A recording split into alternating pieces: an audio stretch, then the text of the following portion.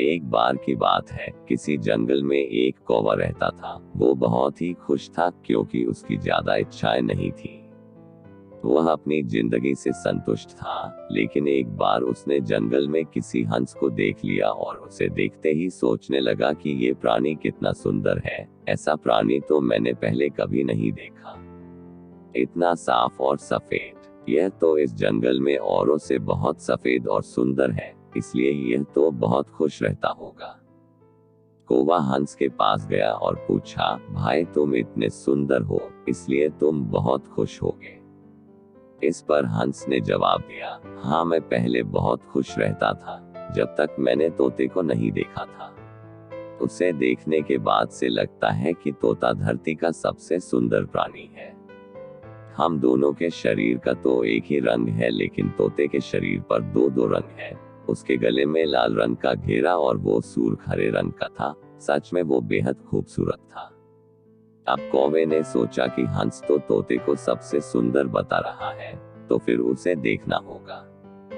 कौवा तोते के पास गया और पूछा, भाई तुम दो दो रंग पाकर बड़े खुश होगे।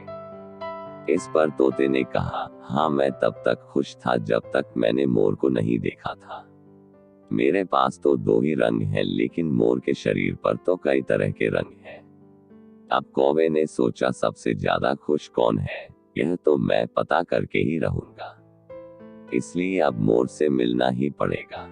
कौवे ने मोर को जंगल में ढूंढा, लेकिन उसे पूरे जंगल में एक भी मोर नहीं मिला और मोर को ढूंढते ढूंढते वह चिड़ियाघर में पहुंच गया तो देखा मोर को देखने बहुत से लोग आए हुए हैं और उसके आसपास अच्छी खासी भीड़ है।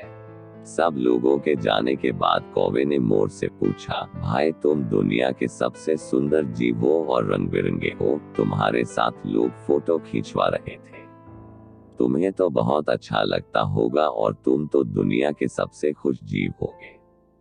इस पर मोर ने दुखी होते हुए कहा, भाई अगर सुंदर हूं तो भी क्या फर्क पड़ता है, मुझे लोग इस चिड़ियाघर में कैद करके रखते हैं, लेकिन तुम्हें तो कोई चिड़ियाघर में कैद करके नहीं रखता और तुम जहां चाहो अपनी मर्जी से घूम फिर सकते हो। इसलिए दुनिया के सबसे संतुष्ट और खुश जीव तो तुम्हें होना चाहिए, क्योंकि तुम आजाद रहते हो।